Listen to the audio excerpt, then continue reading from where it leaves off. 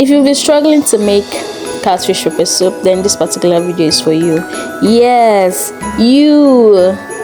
First, we would have to wash our catfish to get rid of those fishy smell and then the slime.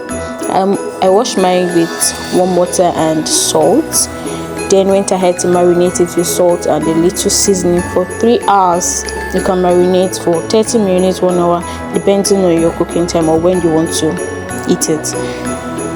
After which, I put my neatly washed cleaned catfish in a pot. I added pepper. Yes, pepper is very much important because of course it's pepper soup. And then onions. I added garlic, guys. I cannot find the clip, but then I add garlic. I added my seasoning cube and then my local pepper soup spice. Covered, let it to cook for 5 minutes, and then went ahead with extra pepper. Yes, we need it. Extra pepper.